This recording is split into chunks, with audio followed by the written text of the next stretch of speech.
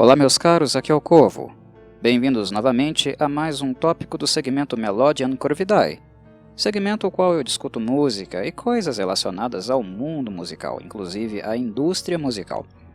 Indústria esta que será tema da minha reflexão de hoje, um tema que eu gostaria de refletir com vocês, que no caso seria a função das gravadoras musicais, aquelas que assinam com artistas, se responsabilizam pela produção, pela distribuição, pelo marketing, ou pelo menos era assim que as coisas funcionavam até o momento onde a indústria musical recebeu aquele golpe fatal, aquela joelhada nas bolas, quando o Napster apareceu, depois os torrents e o compartilhamento de músicas na rede tomou proporções as quais obrigou a indústria a mudar o seu direcionamento e funcionar também de uma maneira muito mais módica, sem todas aquelas benesses, aqueles rios de dinheiro de outrora, que era praticamente uma mão de Midas, uma verdadeira mão de Midas no mercado, pagando altos contratos, mas também recebendo muito dinheiro. Isso acabou e acabou há muito tempo, né? Podemos dizer aí que há quase 2 décadas este cenário não existe mais. Mas, se antes as gravadoras tinham esse lugar, esse espaço de oferecer a esperança, o sonho da riqueza para muitos musicistas, assine comigo e você terá todas as benesses, você realizará seus sonhos, se tornará rico, terá carros, mansões, mulheres, blá blá blá. Se as gravadoras não podem mais oferecer isso, por que então as gravadoras ainda sobrevivem no mercado, ainda resistem ao tempo, porque ainda há vários musicistas que assinam com gravadoras? Não são tantos mais, as gravadoras agenciam muitas bandas, muitos musicistas, é verdade, mas não são tantos mais, não são milhares e milhares de musicistas como era no passado. Isso também reduziu, mas ainda algumas gravadoras, também milhares desapareceram, convenhamos, né? Milhares de gravadoras desapareceram com a pirataria, mas aquelas consolidadas, aquelas gigantescas, grandes, ainda resistem também. Elas ainda existem, e elas ainda têm um trabalho, um papel, o qual elas desempenham com as bandas. Elas sobreviveram. Quem já tinha um nome feito, quem já tinha um império construído, a exemplo de bandas e gravadoras, sobreviveram, ok? Então elas ainda estão aí. Mas e esse papel?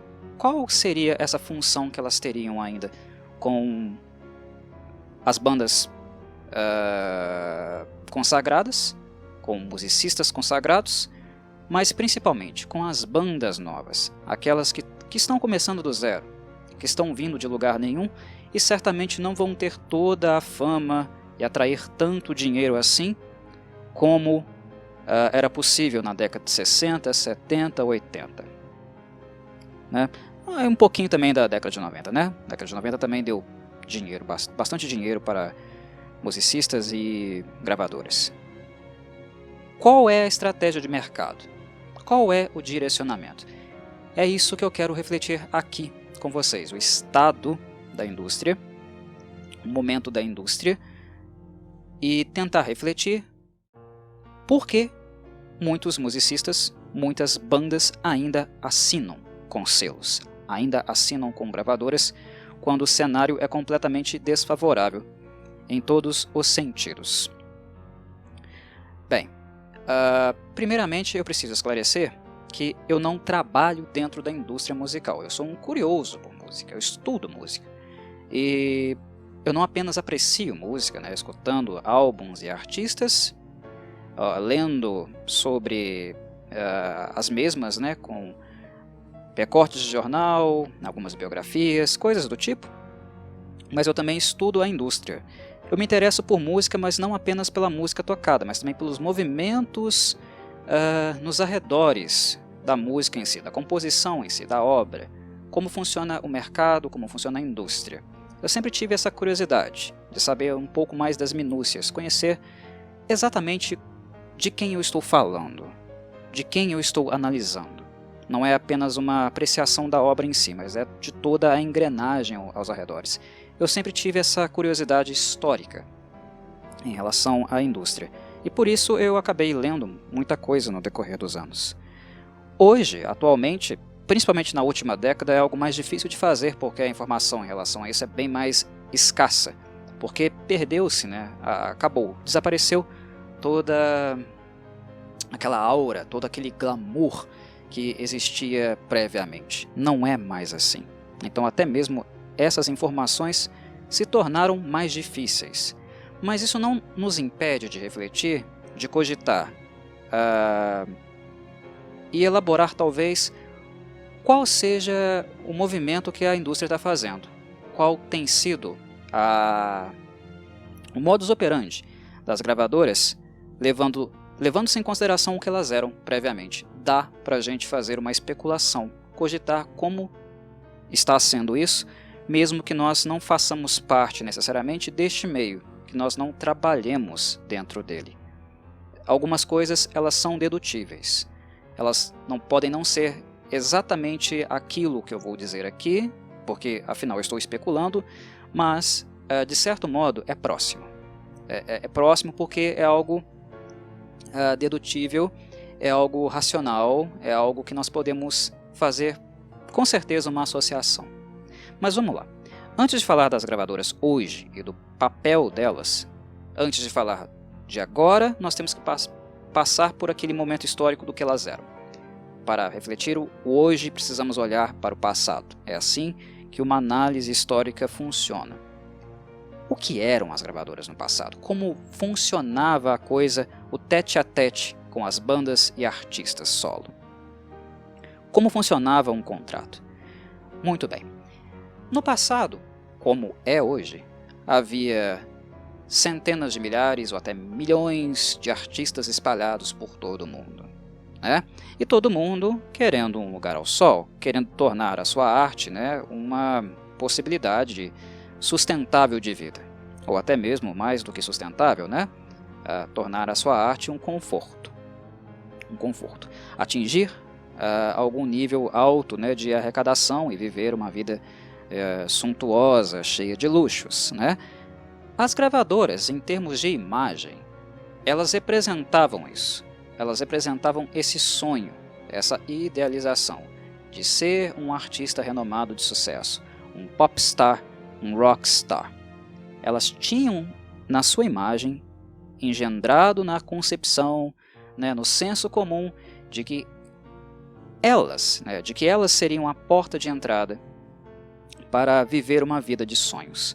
E de fato, né, em várias décadas, né, em mais de 5 décadas de indústria musical, a indústria mainstream, né, o que foi ainda mais potencializado quando a indústria passou a trabalhar diretamente com a TV, né, aparecendo emissoras musicais exclusivamente com esse propósito também de fazer marketing de bandas, de gravadoras que tinham contratos associados a elas, né, explorar a imagem dessas bandas, fazer com que elas ficassem expostas, ganhassem dinheiro e assim também enchessem os bolsos das gravadoras, né?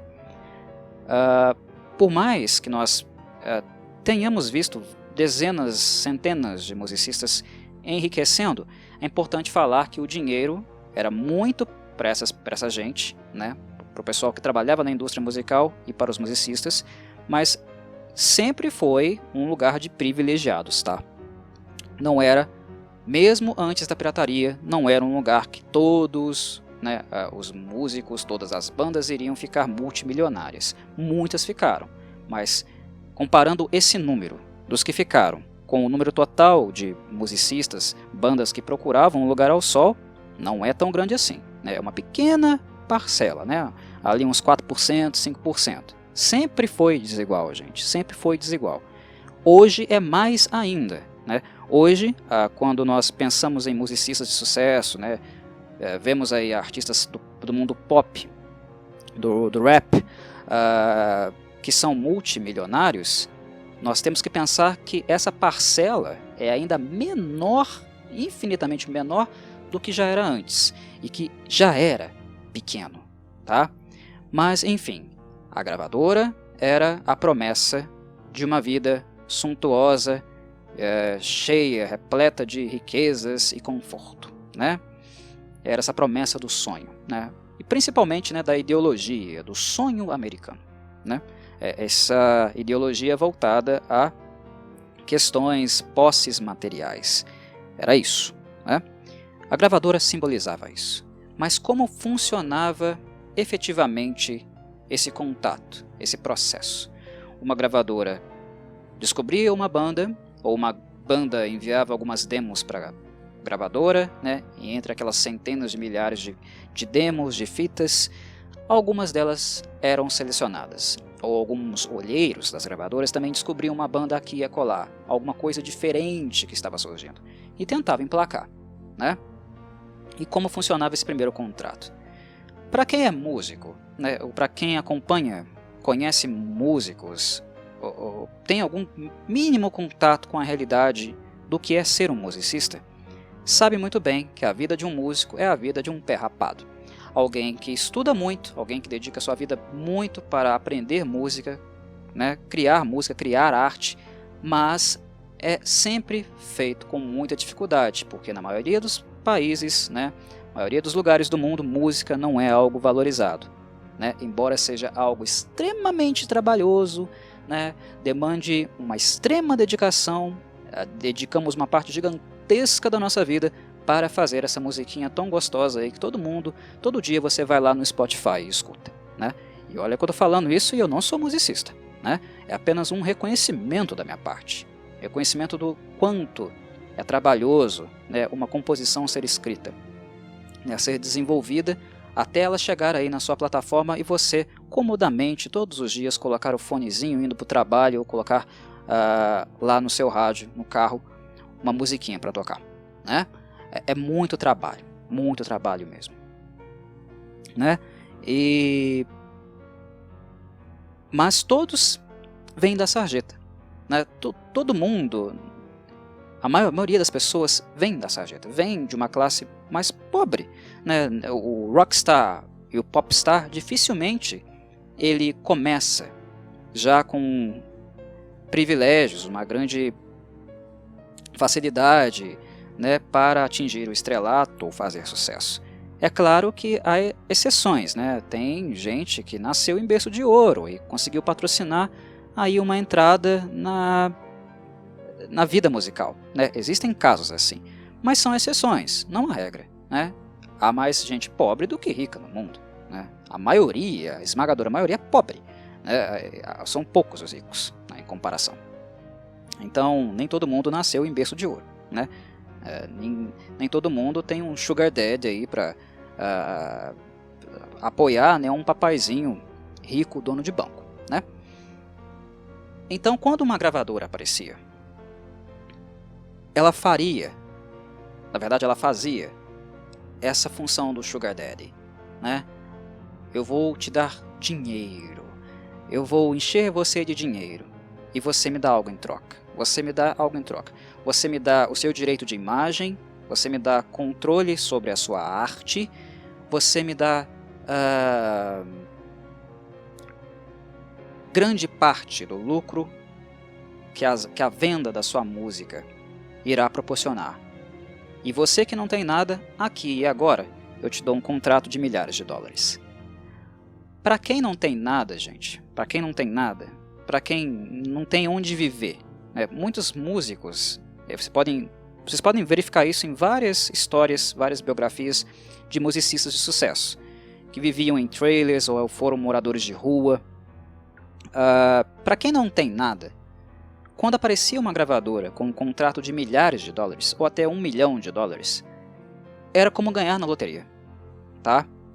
Então essas bandas eram atraídas para os selos, para as gravadoras, com muito pouco dinheiro, mas eu digo pouco entre aspas aí, né? Quando eu comparo com o potencial, com o dinheiro que essas gravadoras tinham. Essas gravadoras possuíam milhões e milhões de dólares, feitos com música de artistas.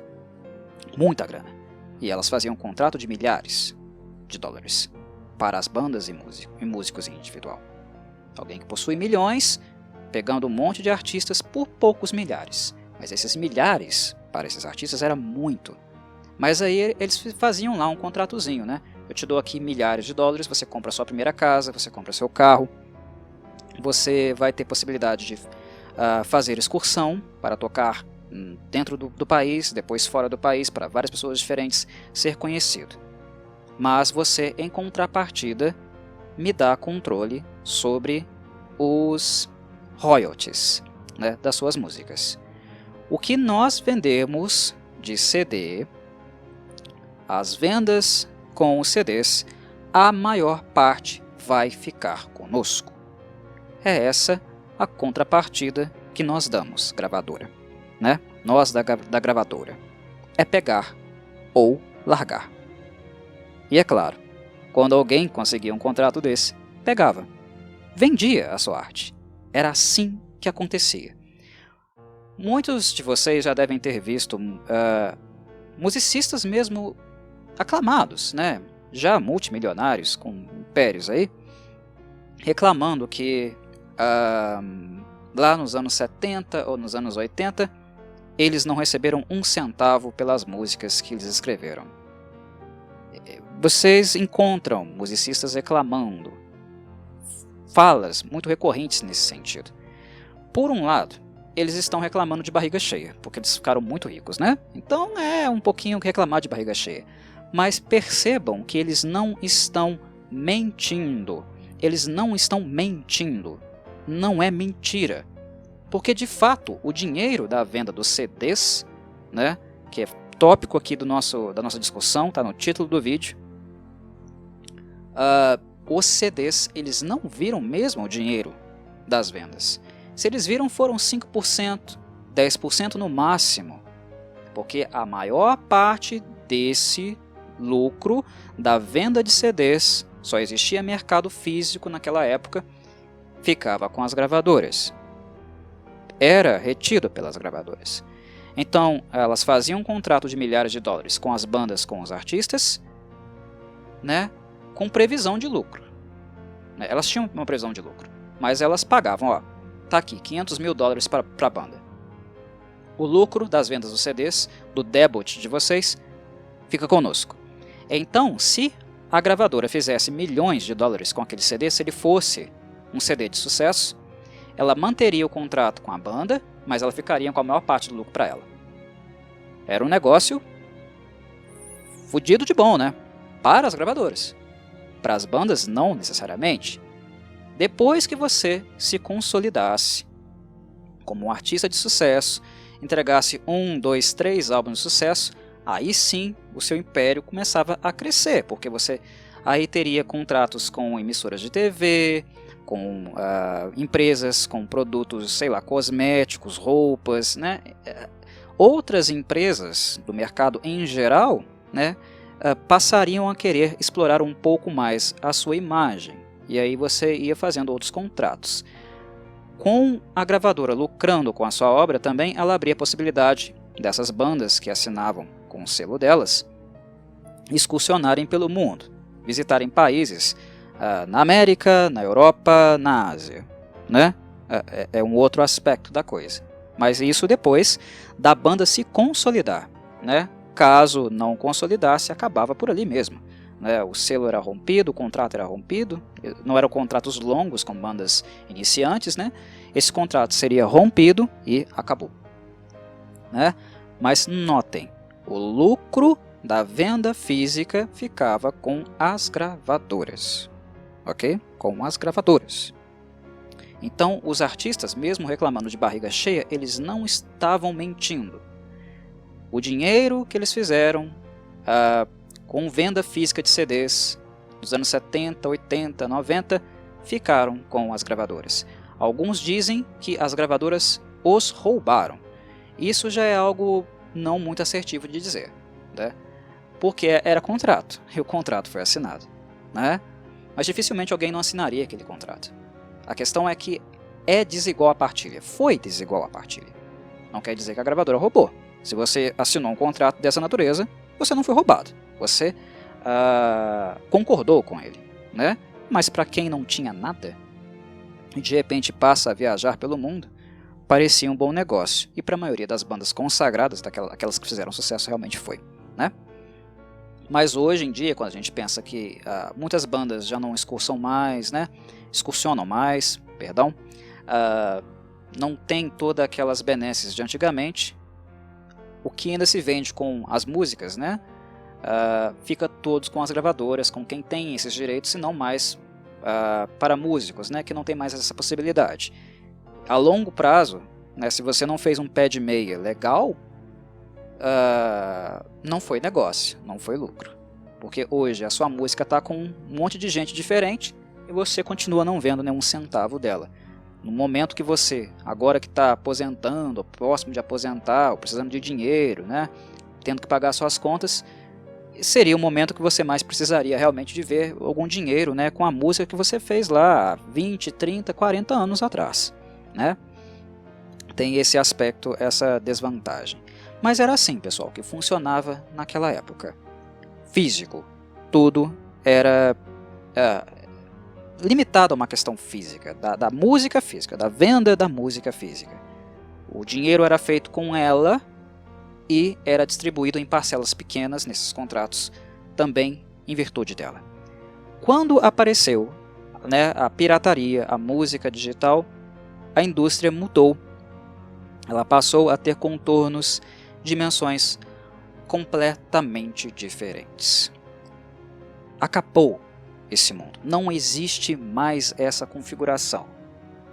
Mas, se antes as gravadoras eram, né, a promessa da riqueza, a promessa da possibilidade de viajar o mundo tocando a sua arte, a sua música, se isso acabou, por que as gravadoras ainda existem? E como as gravadoras ainda conseguem cooptar, trazer para próximo de si alguns artistas, mesmo que não sejam tantos mais, milhares, centenas de milhares mais? Como que esse fenômeno se mantém? Você não vai conseguir dinheiro com elas. Elas não vão fazer contratos milionários com vocês, né? Então, por que artistas ainda têm algum tipo de vinculação com selos? Vamos lá, vamos pensar sobre isso. No mundo digital, no mundo da internet, nós vemos um fenômeno bastante diferente acontecendo, porque, em virtude dos selos não assinarem com muita gente, se você quer divulgar a sua música, se você quer explorar uma marca sua, você vai ter que fazer isso por conta própria. E a internet passou a ser um lugar, né, um ambiente onde você pode fazer essa movimentação. Por sinal, tem vizinho meu tocando música aqui no meio da minha gravação. Ótimo! Mas não vou parar meu podcast não, pessoal. Se sair alguma coisinha aí, vocês relevam. Mas vamos lá. Muitas bandas hoje em dia fazem as coisas por conta própria. Quando elas conseguiram algum nível de exposição, ou elas conseguiram fazer um pouquinho de dinheiro, essas bandas apertam os cintos, né, fazem ali uma gerência, quando elas são espertas o suficiente para isso, né, fazem ali uma gerência própria e aplicam esse dinheiro cuidadosamente, né? Então você expõe o seu material na internet para conseguir talvez que alguém se interesse por você, coisa e assado. Mas uma coisa que mudou na dinâmica da indústria foi o quê? Né? Vocês devem já devem ter sacado a questão. Exposição. Antes a exposição era contínua. Estava em tudo quanto é lugar. Estava em propaganda, estava na TV, estava na MTV, estava nas lojas. E nem as lojas físicas existem mais porque CDs não são vendidos mais. Existem uma aqui e acolá, mas não é aquele lugar, né? Aquela loja que você encontra em cada esquina que você vai. Não é assim mais. Então, onde está a música? Onde está a exposição? No Google há trocentos milhões de canais no YouTube. Né? No Spotify há trocentos milhões de perfis. Então, como é que você vai ser encontrado? Como uma marca vai ficar em exposição nessas condições? Esse é o X da questão. Essa é a questão que gira, porque a internet pode expor todo mundo, mas são milhões ao mesmo tempo se expondo. Então é diferente. E se você não consegue exposição, você também não vai conseguir alavancar o seu projeto, não vai conseguir alavancar o seu trabalho musical. E aí que está a questão. Algumas gravadoras sobrevivem e ainda atraem a atenção de musicistas em virtude disso, porque pelo fato delas serem gigantescas, e foram as gigantescas as únicas que sobreviveram, elas ainda possuem esse potencial de exposição. Tá? Por exemplo, vamos pegar uma gravadora grande como exemplo aqui, para exemplificar, ilustrar um pouco essas questões que eu estou falando. Vamos pegar a Sony Music. A Sony Music é uma gravadora gigantesca, ela é um Iron Maiden, um AC/DC, né, da vida, né, um Led Zeppelin da vida em termos de gravadora, em termos de importância e visibilidade, né, das gravadoras. A Sony Music não iria desaparecer porque a Sony é gigante demais, ela construiu um nome para si. A questão é que ela não pode oferecer mais tanto dinheiro como ela oferecia em contratos, e ela nem arrecada mais, mas ainda ela dá visibilidade, né? Ela ainda dá visibilidade a artistas. E ela vai vincular a sua marca também com artistas que têm potencial e exclusivamente potencial de também dar em contrapartida visibilidade para a marca e seus produtos. Então, gravadoras gigantes, gravadoras que representam algo mais do que música, e coisa que muitas delas passaram também a trabalhar, só música não é mais sustentável. Então eu tenho que expandir o meu negócio, eu tenho que tornar o meu negócio abrangente em outros pontos, né, em outras dimensões. Então elas também expandiram os negócios. A Sony já era grande, o departamento de música da Sony era apenas um departamento entre vários outros que a Sony trabalhou, trabalha e ainda vai trabalhar, né? A Sony tem departamento de música, a Sony trabalha com entretenimento, né? Tem o departamento de cinema, tem o departamento de tecnologia, né? E vários outros utensílios aí que vocês usam na casa de vocês, né? Celulares, TVs, videogames, enfim, a Sony é gigantesca, é uma empresa gigantesca. E um dos potenciais da Sony é justamente poder oferecer isso às bandas ou artistas que elas fazem algum tipo de contrato. Um artista da Sony pode aparecer na trilha sonora de um game da Sony, um game para o PlayStation, ou numa propaganda de uma nova TV da Sony. Isso para uma banda, para um musicista, ter a sua música tocada em um comercial na TV aberta ou na TV paga, já é um absurdo, um abismo de diferença de exposição do que os outros músicos no geral. Ele está sendo exposto. E a Sony é uma empresa que tem a capacidade, a potencialidade de fazer isso. E quando uma música fica popular, ou um artista está muito popular também, gravadoras gigantes como a Sony vão tentar fazer contratos com esses artistas, para os artistas usarem produtos da marca da empresa, do selo da empresa, fazerem seus videoclipes ou usarem roupas ou utensílios da marca, porque, sei lá, tem um rapper usando, né, o fulano, ciclano está usando um celular da Sony. Pronto, muita gente está vendo lá no clipe musical, na propaganda, o cara ostentando aquele celular tal, isso vai atrair vendas. Então continua sendo um negócio de contrapartidas, tá? É imagem, é visibilidade. A diferença é que no passado as bandas davam visibilidade para uma gravadora só quando eles realmente faziam sucesso, né? Mas inicialmente quem dava visibilidade mesmo era a gravadora. Era a gravadora que tinha essa possibilidade de fazer com que alguém invisível se tornasse visível e depois explorasse e ganhasse dinheiro às custas dessa imagem. Mas hoje, artistas já têm uma imagem que podem ser ofertadas numa troca com outras empresas que podem atrair também mais clientes em virtude dessa imagem. né? E afetar aí muitas outras divisões, né? Produtos de uma empresa em si, que expandiu também o seu negócio, porque só música deixou de ser sustentável, né? As gravadoras que eram só gravadoras e trabalhavam só com música, a maioria delas, sumiram, acabaram, extintas, né? Então tem essa parte da dinâmica com uma gravadora, tá? Mas como eu vou ficar interessante para uma gravadora? Como eu vou fazer sucesso, sendo que eu venho de lugar nenhum? Sendo que eu não tenho potencial? Esse é o X da questão, porque as gravadoras, quando a gente pensa racionalmente, elas vão querer fazer contrato com quem? Com quem já é famoso. Bandas antigas, né?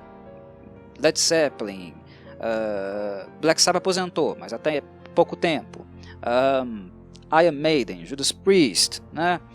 Guns N' Roses, bandas antigas, artistas antigos, né? Não tem tanta dificuldade assim, porque eles já têm a imagem deles, tá? Então uma gravadora vai querer fazer negócio, vai querer patrociná-los, vai querer pagá-los para associá-los às suas marcas. Então o músico faz dinheiro com a gravadora porque a imagem dele já é gigante. Uma imagem que foi construída no passado, quando a indústria musical ainda se apoiava no CD físico. Percebem? Mas para quem está começando é complicado, porque você não tem uma imagem para oferecer. A gravadora também não pode te dar tanta imagem mais, ou ela só vai dar se ela realmente acreditar no seu potencial. Ou seja, a possibilidade de dezenas de bandas fizerem sucesso e assinarem contratos é irrisória. Pouquíssimas vão conseguir. Acabou, não é mais rendável. Uma gravadora não vai fazer um investimento em você se ela realmente não acredita no seu trabalho, se o trabalho não for estupendamente de potencial de mercado, não qualidade musical. Percebam isso, qualidade musical não quer dizer absolutamente mais nada para a indústria. Em algum momento pode ter sido um músico virtuoso, né, um músico talentoso poderia ter muito espaço na indústria musical, mas acabou. O que a indústria musical acompanha, mais do que nunca, no passado ela acompanhava também, mas hoje, mais do que nunca, ela acompanha tendências de mercado. O que está vendendo? Em termos de imagem, em termos de produtos, como eu posso explorar a música associada à imagem de um produto? Não importa mais qualidade musical. E é por isso também que, com o passar das décadas, a qualidade musical foi cada vez mais ficando pífia, patética, tá? Musicistas virtuosos passaram a não ter mais espaço. Os reais talentosos musicistas perderam a possibilidade de ter exposição muito em virtude disso, porque agora é imagem. O que eu vendo com a minha imagem? Né? Uma artista pop medíocre, por ser bonita ou poder ser trabalhada de forma a vender produtos e uma imagem, não precisa mais ser a Madonna em termos de música pop. Ela pode ser medíocre, pode ter uma voz ridícula, sem propriedade nenhuma, sem qualidade nenhuma, mas ela ainda assim vai ser escolhida pela gravadora, por causa da imagem dela, do que a gravadora visualiza nela enquanto alguém que pode vender uma imagem, tá? A Lady Gaga, por exemplo, é uma boa sucessora da Madonna, ela é excelente enquanto movimento de mercado e também para música pop, por exemplo, tá? Mas você vai encontrar aí várias outras divas do pop que são ridiculamente inferiores a ela e a Madonna, né? Ou a Cyndi Lauper, dando exemplos, tá? Não se trata mais de qualidade musical, agora é imagem associada a produto. Como eu posso explorar a sua imagem? Ah, Corvo, eles faziam isso no passado. Faziam sim, mas eles podiam fazer para todo mundo. Aspas, tá? Todo mundo, eu falo centenas, hoje não mais. Então eles têm que acompanhar o mercado. Como é que está o mercado? Né? O que está sendo vendido, né, na área dos cosméticos, na área da moda, na área dos esportes, na área do cinema? Como que está esse movimento? Quando aparece um musicista que se associa ou que tem algo interessante dentro daquele mercado e tendência de época, daquele ano, daqueles últimos anos, daquela tendência momentânea, a gravadora vai lá e pega. Vem cá, filho, vem cá, vamos fazer um contrato aqui. Não é rico não, tá? Não tem muito dinheiro não, mas tem alguma coisinha aqui. Ok? Chega mais, vem cá. É assim que funciona, tá? E por ser tendências muito volúveis, por serem tendências que não têm muita solidez, elas vão embora e se aproximam com muita frequência, né? Um vai e vem constante, contínuo, artistas somem com a mesma facilidade que aparecem também. Não é à toa que vocês encontram aí, né, se deparam com hits do momento, né, músicas extremamente populares naquele mês, que tocam sem parar em rádio, aparecem em TV, né, vão em programas de auditório e blá blá blá, e daqui a 5 meses acabou. Ninguém lembra mais da música, ninguém escuta mais a música, ninguém se lembra mais do artista. É transitório, é mais descartável do que antes. Isso a gente pode falar com total certeza, tá? Com total certeza. É assim que funciona. E vocês, na vida de vocês, escutando o gênero musical que vocês apreciam, tenho certeza que vocês observam isso com bastante frequência. Mas as bandas ainda se associam às gravadoras por isso, porque comparado com tudo o que resta, elas ainda têm o potencial de colocar uma banda em evidência. E naquele espaço curto de tempo, naquele período pequeno de tempo, a banda tem a possibilidade de ganhar dinheiro.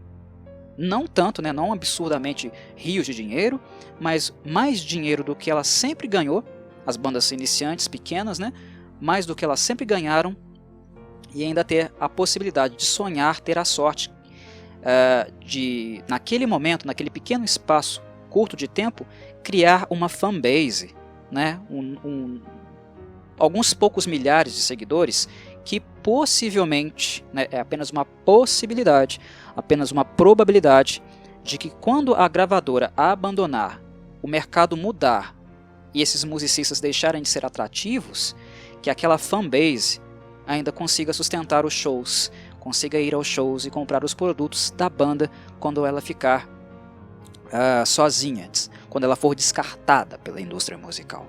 A coisa é cruel, meus caros. A coisa é assim, musicistas, pessoas e a arte se tornou descartável. E por isso, bandas ainda fazem esse movimento de se associarem a selos gigantes.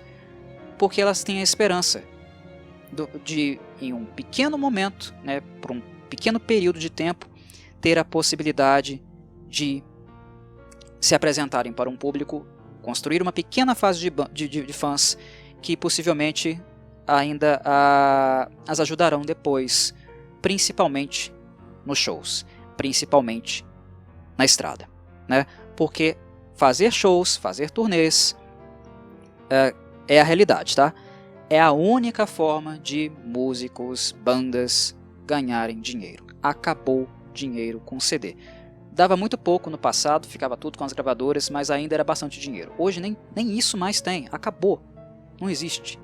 Então, para você ganhar dinheiro, para você viver de música, você tem que excursionar o tempo inteiro. Você não vai mais para casa, você não pode mais ir para casa. Você tem que construir, escrever as suas músicas durante a turnê, está num ritmo de trabalho constante, viajando de um lugar para o outro, ganhando um dinheirinho com shows, principalmente também com o merchan, tá? Chaveiros, camisetas, tudo o que você puder fazer por conta própria, é isso que as bandas ganham dinheiro, ok? Tá? É com as camisas que elas vendem. Quando você vai lá e paga o ingresso para a banda, compra o ingresso de um show, você está ajudando a banda, mas você está ajudando a banda principalmente quando você compra a camisa dela, ou o chaveiro dela, ou um produtinho lá que ela está colocando para vender. É disso que vivem as bandas hoje em dia. Acabou os luxos, acabou todo aquele conforto, né, todo aquele glamour. Não existe isso mais. Todo mundo é pé rapado, tá? E é assim que funciona o negócio. Quando você está na estrada, você tem que continuar na estrada o tempo inteiro, escrever as suas músicas o tempo inteiro, e quando tu tiver um dinheiro, para poder pagar um estúdio. Aí você vai correndo, entra no estúdio, grava lá o seu álbum em uma semana, 15 dias. Se você tiver dinheiro pra caramba, você pode pagar um mês. Pagar estúdio é caro, tá, pessoal? Gravar música é caro. E aí voltar para estrada novamente, tá? É assim que funciona. Aqui no canal, por exemplo, eu já abordei uma banda japonesa aí, o Unlucky Morpheus, né? O Unlucky Morpheus, a Ankimo, ela funciona assim. É uma banda que não tem contrato. Ela não tem contrato com gravadora nenhuma. Uma banda japonesa, inclusive. Um mercado que a pirataria não tomou conta. Existe pirataria no Japão, mas é coisa ali de 2, 3%, porque é uma coisa cultural no Japão consumir produto original. É uma coisa enraizada cultural deles, tá? Então existe indústria lá. A indústria musical no Japão, ela ainda tem elementos muito parecidos com algo que a gente via nos anos 90, nos anos 80. Ainda existe isso lá, tá? Mas mesmo assim a Ankimo decidiu que não queria se associar com gravadoras, não viu negócio nisso. Eles passaram a fazer tudo por si mesmos. E é uma coisa que inclusive engrandece a banda, quando você vai olhar a qualidade dos clipes musicais deles, a qualidade da gravação, né, da produção das músicas, é tudo por conta própria. Mas foi um pessoal que soube se planejar, soube economizar a grana, fazer valer o dinheiro das turnês para ir aos pouquinhos aí subindo os degraus, né? Subindo os degraus, perdão, aumentando a qualidade, né, do produto que eles têm a oferecer, da marca deles, né? Devagarzinho eles vão galgando aí alguns passos, né? Não vão ficar ricos, esquece, não vão ficar ricos, multimilionários, acabou, isso não existe mais na indústria, tá? Volto a reforçar, é só para alguns poucos gatos pingados que tem um selo por trás, né, e tem uma contrapartida alta, como por exemplo a Sony, que eu dei o exemplo, né, mas acabou. Eles vão fazer uma vida na música, eles vão conseguir se sustentar na música, fazer disso um meio de vida, né, e dar a eles, né, alguma possibilidade ali de, depois, quando eles estiverem mais velhos, se aposentarem, né, com dignidade. É isso, pessoal, acabou. Não existe mais nada além disso, né? A música que todo mundo posta no Spotify, né, que vocês escrevem, trabalham meses e meses compondo, aquilo que vocês colocam no Spotify, vocês têm que, para cada música, fazer milhões de views para ganhar aí alguns trocados, algumas centenas de dólares. Milhões para poucas centenas de dólares. Milhões de views. Para desconhecidos isso não é fácil. Isso leva mais de ano ou anos para acontecer, para você ganhar milhares de dólares. Não é rendável, né? Então esse é o jeito. Produzir por si próprio, ir para a estrada e conseguir algum nicho de alguma possibilidade, mesmo que pequena, que não seja duradoura, de exposição. E é por isso que bandas ainda se associam com selos grandes. É nessa esperança. Porque o selo, na medida do tempo, do momento que a sua trend, o seu gênero musical, o seu estilo deixou de ser agradável, ele vai te descartar. Ele vai pegar algum novo artista, algo com mais frescor ou que seja novidade, né? Porque é assim que a indústria funciona. Antes, a indústria ditava o que era popular ou não, né? Hoje, ela ainda continua ditando. Ela ainda precisa desse elemento de novidade para atrair a atenção do público, né? Mas ela tem um olhar mais atento, né, para outras áreas do entretenimento, para fazer aí um misto entre essas coisas ou criar uma nova tendência. Hoje ela tem que trabalhar mais, inclusive, nesse sentido. Mas há essa necessidade, como tudo está na mão de todo mundo, em poucos cliques, está tudo à disposição, esse elemento novo, essa questão da novidade é algo que precisa ser mais pensada e trabalhada por ela. E a necessidade de satisfação, de satisfazer o interesse, deixar as pessoas entretidas com tanto entretenimento à disposição, também passou a ser muito maior. Muito maior. Bem maior do que era antigamente, né? Então o mundo musical, a indústria musical, tudo mudou. Tudo mudou. Ok? Bem, mais ou menos essas questões que eu queria discutir, refletir aqui com vocês nesse podcast, para quem se interessa, né, por questões estruturais da indústria musical.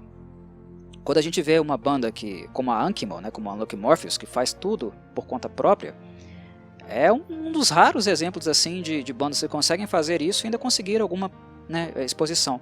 Uma banda pequena, se você for na página deles no YouTube, você vai lá ver vídeos com alguns milhares de views, né? Até atingir milhões é difícil, né? E quando você vai também analisar esses views, você vai ver que são bastante centralizados em alguns lugares do mundo. O Japão, por ter exposição, por ainda ter uma indústria musical à moda antiga, ainda ter alguma reminiscência disso lá, para a Ankymol é mais fácil, tá, atingir esse patamar, conseguir uma fanbase fiel, porque é algo cultural lá ainda. E os japoneses têm essa cultura. Mas quando você vai ver os views da banda, se vocês entrarem no Analytics da banda, por acaso, a gente não tem como acessar isso, mas eu garanto para vocês que é assim. A maior parte dos acessos vão ser muito locais, muito localizados, assim. Vai ser Japão, grande no Japão, Estados Unidos, América do Sul. Por quê? O gênero deles é popular nessas regiões. Japoneses consomem muito metal, americanos, uma boa parte dos americanos ainda consomem muito metal, embora a cultura deles tenha mudado muito desde os anos 80. Não é tão popular como era no passado, né? Caiu muito em desuso por lá. Não é fácil você ser banda de metal nos Estados Unidos, crescer lá é muito difícil mesmo. Você tem que ir para a Europa. A Europa para banda de metal, por exemplo, é bem mais negócio do que os Estados Unidos hoje. Mas aqui na América do Sul, Brasil, Chile, Argentina, Paraguai, tem muito metalhead por aqui. Então depende muito do artista também, onde o seu gênero pode atrair algum tipo de atenção. E daí em diante, né, é um pouquinho de sorte e um pouquinho de como você consegue expor a sua música. Quando a Ankymol, por exemplo, né, no último álbum, fez uma música para homenagear o André Matos, ela está sendo esperta. Ela não está sendo apenas romântica. O gênero dela que ela trabalha, um deles, né, é o Power Metal. Ok? Por mais que eles gostem do André Matos, né, era fato novo o fato do André Matos, né, ter falecido recentemente. Né, um artista, um músico que fez história aqui no Power Metal nacional. Mas eles gostavam do André Matos, quiseram homenagear o André Matos. Ok, pessoal, eu entendo que vocês sintam mais pelo lado afetivo, né, que vocês consigam ter essa visualização, né? Eles cresceram escutando o André Matos e fizeram uma homenagem linda para eles. Mas não é só isso. Não sejam ingênuos. É oportunidade, tá? Também é oportunidade, é mercado. Não sejam ingênuos e não tenham essa visão fantasiosa da situação. É mercado, o trem é cru às vezes, é feio. Quando a gente encontra uma banda como eles lá no Japão fazendo uma música chamada Carry On to the Sky, homenageando o André Matos, é porque é um fato novo. Vai ter muita gente, por exemplo, aí fazendo coisa sonoramente próxima, homenageando o Ed Van Halen. Vocês vão encontrar aí, porque ele morreu recentemente. Vai chover. É gente tentando desesperadamente algum lugar ao sol. Tentando desesperadamente ter algum nível de view, né, de exposição mínima para que isso se transforme em possibilidade de turnê, porque é na estrada que eles realmente fazem algum dinheiro. Vendendo merchan e com ingressos. Como a pandemia surgiu, né, o Covid está aí e ainda não desapareceu, e ainda vai ficar por um tempinho, o que aconteceu? E o que tem acontecido? Qual o fenômeno que a gente tem visto? Muito em virtude disso. Milhares de bandas desaparecendo. E são milhares. Joguem no Google, pesquisem sobre o assunto. Vocês vão encontrar relatos de várias bandas terminando as suas atividades porque deixou de ser rentável. No passado tinha as gravadoras e o dinheiro que eles tinham pago para essas bandas poderem se manter. E eles lucraram muito em cima delas, 10 vezes, 12 vezes mais. Mas ainda tinha esse grande investimento. Hoje não há mais. E os músicos que têm proximidade, contato com selos, funciona em contrapartida. Eu te exponho nas minhas marcas, mas você também me expõe. Se eu, gravadora, sou pequena e não tenho possibilidade de exposição, de você em marcas, produtos que eu tenha, se eu não sou a Sony, se eu, por exemplo, sou apenas a Nuclear Blast e não tenho marcas, eletrodomésticos, tecnologias, se eu não estou no mercado do cinema, para assinar com você eu também vou querer uma contrapartida. Eu vou querer parte do seu merchan, né? Eu vou querer parte do lucro pequeno, mas ali do que você consegue vender na estrada. Ok? Não tem santo nessa história, não tem samaritano nessa história. Esqueçam. Isso não existe. Não existe. E para finalizar esse podcast, esse longo papo, uma outra coisa que eu também não poderia deixar de me esquecer quando eu falo de gravadoras e por que bandas ainda assinam com gravadoras. E é algo muito simples, é algo muito óbvio de se imaginar. Se hoje o dinheiro está no tour, na excursão, na estrada, nos shows, que não podem parar, é claro que as gravadoras iriam transformar esse espaço, o espaço das turnês, como um espaço de lucro e um espaço também para atrair musicistas para elas. Como ela faz isso? Pelo agency, pelo booking. O que é isso? É o movimento que a gravadora tem de contratar profissionais do mercado, empresários especializados em conseguir shows. Os caras têm contato nas principais praças do mundo, nos principais países que realizam festivais. Quando a gente pensa, por exemplo, em um Rock in Rio, ou um Download Festival, ou um Lollapalooza, a gente tem que imaginar o quê? Que tem um monte de empresário ali, tentando colocar gente, musicistas deles, no cast daquele ano. Entenderam? E algumas gravadoras grandes, alguns selos, têm caras com a mão pesada.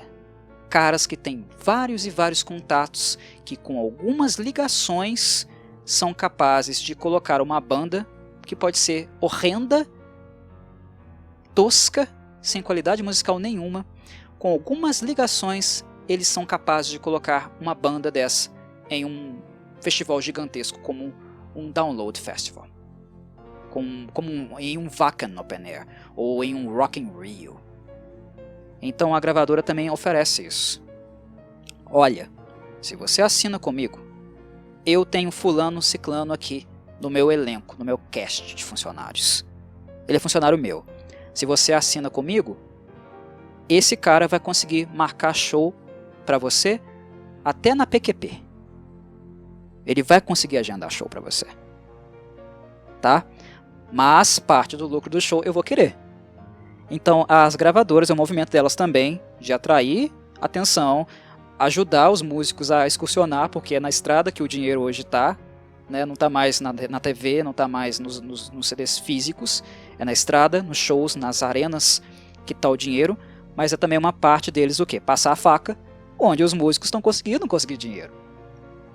Eles precisam das gravadoras para conseguir os shows, para conseguir os agenciadores, quem faz o booking, né, os contatos, os agendamentos, e ao mesmo tempo eles vão querer essa contrapartida. Olha, parte do bolo da arrecadação eu vou querer. Você vai me pagar sim, ok? Essa vai ser minha contrapartida.